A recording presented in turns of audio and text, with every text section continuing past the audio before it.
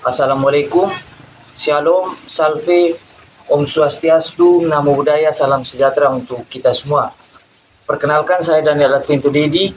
Di sini saya akan menjelaskan mengenai sejarah perkembangan kurikulum IPS di Indonesia. Kurikulum yang pertama itu pada tahun 1947. Kurikulum ini adalah kurikulum pertama sejak Indonesia merdeka. Perubahan arah pendidikan lebih bersifat politis dari orientasi pendidikan Belanda ke kepentingan nasional. Saat itu mulai ditetapkan Pancasila sebagai asas pendidikan. Kurikulum ini disebut dengan Rencana Pelajaran tahun 1947, namun baru dilaksanakan pada tahun 1950. Kurikulum yang kedua itu pada tahun 1952. Kehadiran kurikulum ini merupakan penyempurnaan kurikulum sebelumnya dengan merinci setiap mata pelajaran sehingga dinamakan Rencana Pelajaran Terurai tahun 1952.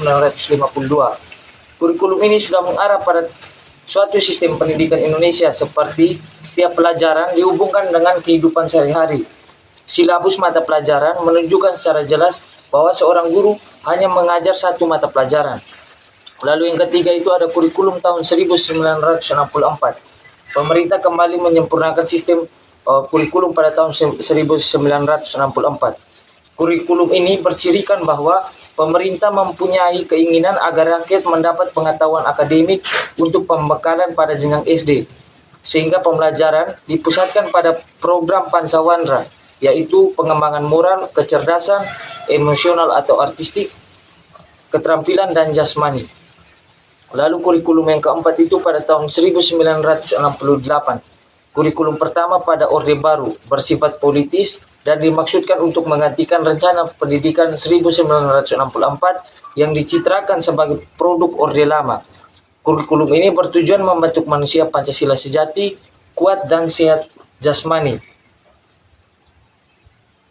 Dan kurikulum tahun 1968 merupakan perwujudan dari perubahan orientasi pada pelaksanaan Undang-Undang 1945 secara murni. Lalu kurikulum yang kelima itu pada tahun 1975. Pemerintah kemudian menyempurnakan kurikulum 1968 pada tahun 1975. Kurikulum ini menekan pendidikan lebih efektif dan efisien. Lalu kurikulum yang keenam itu pada tahun 1984.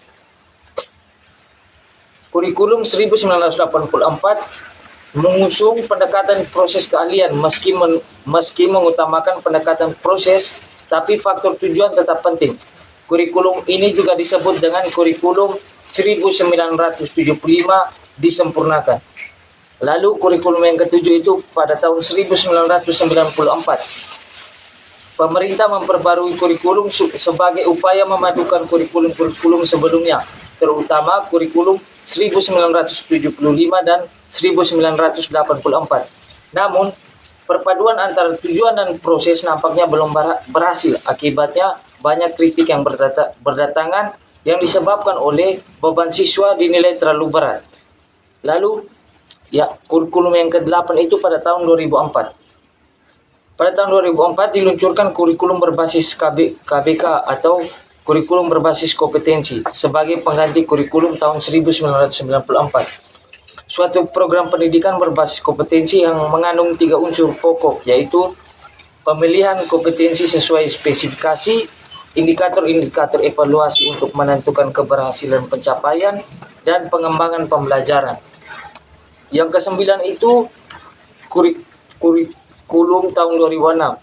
Kurikulum ini hampir mirip dengan kurikulum 2004. Perbedaan menonjol terletak pada kewenangan dan penyusunannya, yaitu mengacu pada jiwa dari desentralisasi sistem pendidikan Indonesia.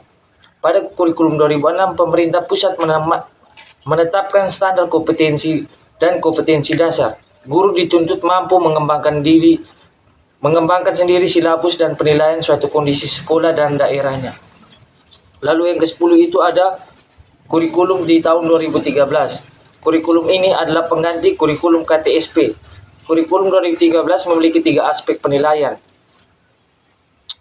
3 aspek penilaian, yaitu aspek pengetahuan, aspek keterampilan, dan aspek sikap dan perilaku. Lalu kurikulum yang terakhir yang digunakan hingga sekarang yaitu kurikulum merdeka. Tujuan kurikulum merdeka yang pertama adalah untuk menciptakan pendidikan yang menyenangkan bagi peserta didik dan guru. Kurikulum ini juga menekan pendidikan Indonesia pada pengembangan aspek keterampilan dan karakter sesuai dengan nilai-nilai bangsa Indonesia. Sekian dan terima kasih.